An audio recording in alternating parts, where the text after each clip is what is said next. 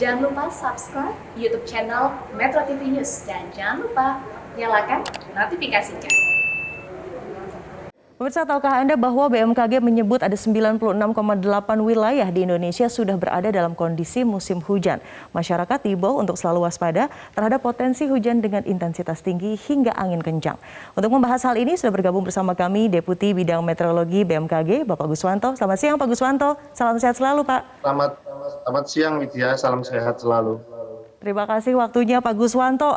Banyak sekali dampak-dampak yang kita rasakan begitu ya terkait dengan cuaca ekstrim ini di awal tahun. Ini pertanyaan klasik sekali. Ini dampak dari La Nina atau memang karena Indonesia seperti yang sudah diberitakan oleh BMKG sebelumnya akan mencapai puncak musim hujan di bulan Januari Februari? Bisa dikonfirmasi Pak?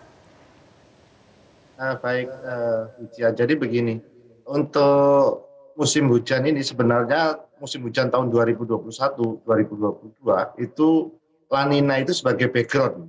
Artinya bahwa kita mengetahui pada musim hujan tahun ini itu dipengaruhi La Nina mulai dari lemah hingga moderat. Dan saat ini kalau boleh saya sampaikan indeks La Nina-nya pun sudah mulai menurun. Yang bulan kemarin itu sudah mencapai -1, kemudian turun -0,9, sekarang itu pada posisi -0,74.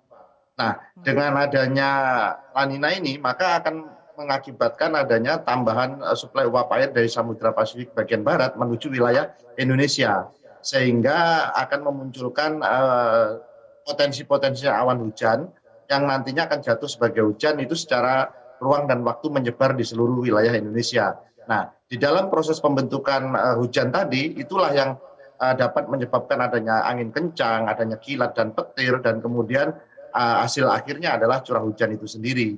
Nah, artinya kalau boleh kita sampaikan, La Nina itu sebagai background ya. Dan puncak musim hujan tetap setiap tahun itu kita lihat tahun ini memang puncak musim hujannya jatuh di Januari, Februari. Sedangkan ada beberapa wilayah yang misalkan kita lihat seperti di Riau itu sudah bulan Desember kemarin.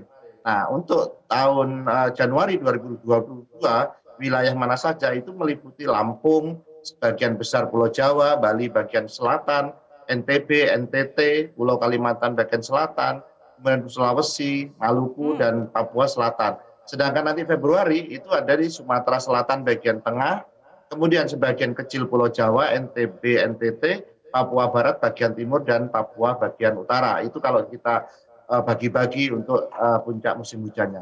Demikian. Seperti shift-shiftan begitu ya Pak ya, La Nina ini. Nah, betul, karena ya itu secara ruang dan waktu lah, kalau boleh saya sampaikan pertambahannya itu curah hujannya. Ya.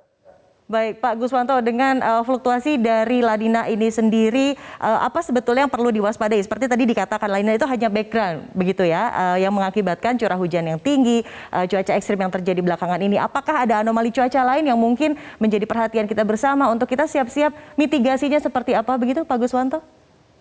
Baik, untuk di samping selain ada beberapa fenomena yang lain, misalkan seperti labilitas lokal. Kemudian saat ini juga kita pantau bahwa angin muson Asia itu sudah muson barat atau angin dari Asia itu sudah mulai konsisten masuk wilayah Indonesia, dan untuk angin muson timur itu sudah mulai berkurang.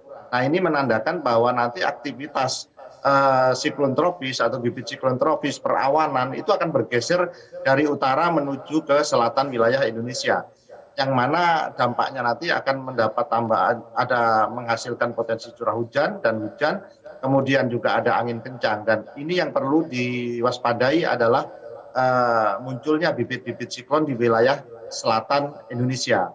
Nah, ini yang perlu dilalui. Karena ada bibit siklon itu, kalau nanti muncul siklon tropis itu bisa mengakibatkan adanya dampak langsung maupun dampak tidak langsung.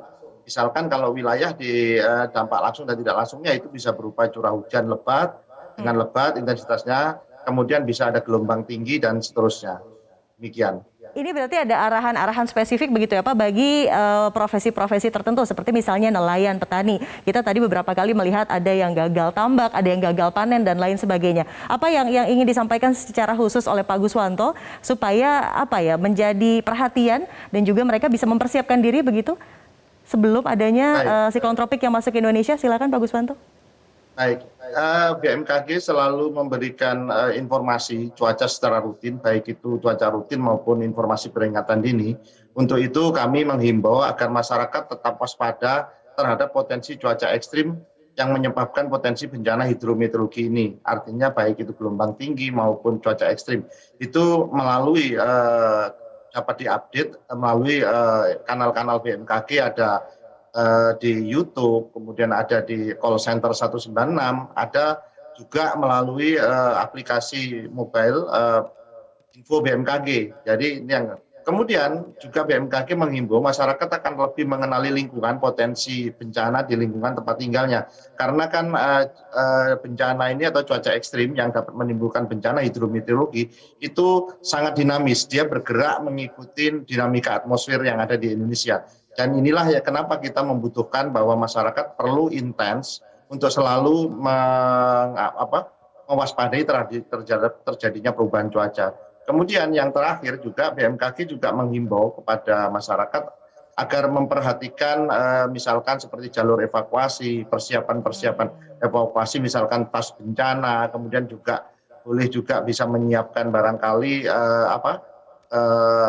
logistik sendiri dan seterusnya. Barangkali itu yang perlu dilakukan sehingga apabila terjadi bencana bisa mengatasi dengan sendirinya di samping bantuan dari pemerintah maupun dari pihak yang lain. Yang jelas BMKG pusat dan juga daerah tentunya tetap berkoordinasi untuk mitigasi bencana dan menenangkan masyarakat. Terakhir Pak Guswanto, saya kebetulan sudah menginstal aplikasi dari BMKG dan yang juga tidak berhenti notifikasinya adalah terkait gempa. Baik itu skalanya kecil maupun besar. Terakhir malam saya mencatat ada di Poso. Ini bentuk anomali cuaca yang berkaitan memang langsung dengan La Nina atau seperti apa Pak Guswanto? Mohon diulangi apa tadi fenomenanya? Gempa yang sering terjadi, baik itu skalanya kecil maupun besar, silakan. Baik, kalau tentang gempa bumi itu kita melihat ya bahwa Indonesia itu adalah di dalam ring of fire, artinya kita juga di samping perbatasan lempeng Asia dan Australia, kita juga di bawah barisan gunung api. Nah dengan adanya perbatasan atau pertemuan lempeng ini, itu memungkinkan memunculkannya gempa, baik itu gempa tektonik maupun gempa vulkanik. Nah, saat ini yang terjadi adalah gempa-gempa kecil yang ada di tadi disampaikan di Poso Laut Banda. Itu artinya begini, kita senang dengan adanya gempa-gempa kecil itu, menyebutnya orang gempa suam ya. Dengan adanya gempa-gempa kecil itu artinya energi yang tadi tumbukan lempeng itu terilis sedikit demi sedikit. Nah, dengan adanya rilis sedikit demi sedikit ini, itu bisa menghindarkan kita dari gempa besar. Jadi gap-nya tidak ada. Gitu. Nah, demikian. Nah, yang perlu diwaspadai adalah suatu tempat yang dulu pernah terjadi gempa besar, namun sekarang diem. Nah, itu kemungkinan dia akan menyimpan energi yang besar, yang nantinya apabila terjadi pertumbuhan lempeng pertemuan, itu energinya lebih besar yang dirilis. Dan dapat mengakibatkan gempa besar. Kalau yang gempa kecil, itu kita sangat diuntungkan. Seperti itu.